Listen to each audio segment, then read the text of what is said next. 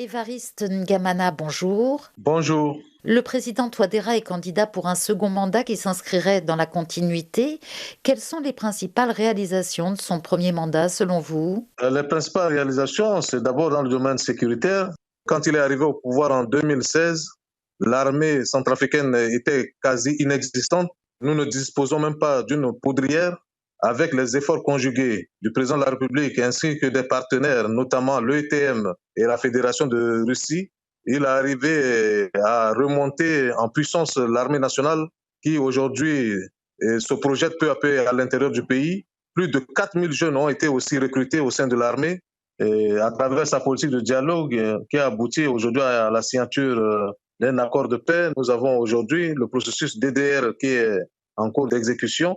Et sur le plan social, il y a eu beaucoup de réalisations dans le cadre de la santé ainsi que de l'éducation. Vous parlez des accords de paix, mais pourtant l'insécurité reste une réalité quotidienne. Des groupes armés refusent de respecter les accords. Effectivement, nous assistons à certaines réticences de la part de certains groupes armés. Donc, nous constatons malheureusement qu'il y a encore des regains de tension dans certaines zones, mais j'ose espérer que d'ici là, avec les efforts conjugués, tant du côté de la MINUSCA que des forces armées centrafricaines, l'ordre va régner et l'ordre régnera. Des accords ont-ils été passés avec certains groupes armés pour qu'ils fassent voter dans leur zone en faveur de votre candidat? Aucunement pas, aucunement pas. Nous sommes républicains, nous sommes démocrates. En aucun moment, ni le gouvernement, ni le président Touadéra, ni son parti MCU n'a signé un quelconque accord avec tel ou tel groupe armé visant à soutenir sa candidature lors des élections à venir. C'est une allégation que je rejette de toutes mes forces. Nous sommes sereins, nous nous préparons au niveau du mouvement Cœur Uni aux élections dans la transparence. Mais on a vu par exemple le sultan de Birao à votre congrès, on le sait proche du MLCJ. Il n'est pas venu au congrès au nom d'un quelconque mouvement groupe armé. Il est venu en tant que citoyen centrafricain, il est chef de terre, il est sultan chez lui. Il a souhaité venir porter le message de la population de cette région-là qui soutient la candidature du président Faustin Archange Touadéra. Il n'est pas venu en tant que représentant d'un quelconque groupe armé. Votre parti affirme que les élections auront bien lieu le 27 décembre à la date prévue, mais les retards sont patents. Est-ce qu'on va vers des élections au forceps, mal organisées, avec des contestations? Bien au contraire, l'autorité nationale des élections a estimé qu'il lui faut quelques jours pour pouvoir finaliser l'enrôlement, ce qui a été accordé au travers de la loi qui vient d'être votée à l'Assemblée et promulguée le 26 de ce mois-là.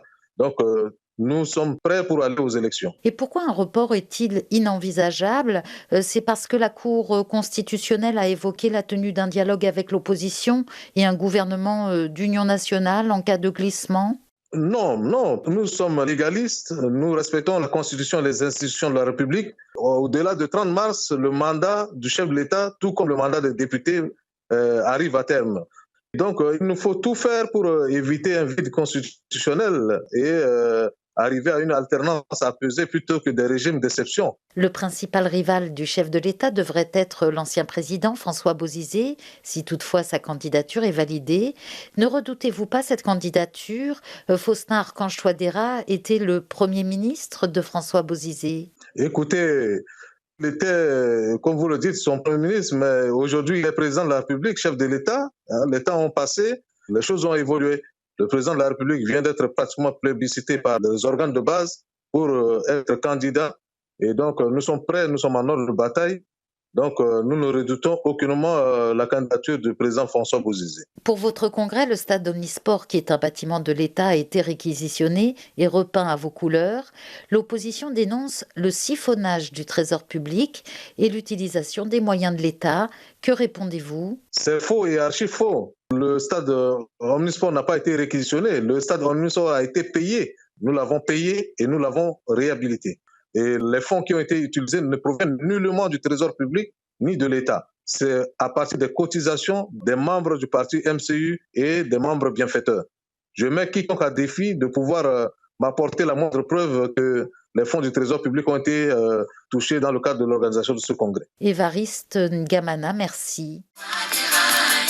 Touadéra bâtisseur, rassembleur, Touadéra le 25, cohésion sociale, les Congolais.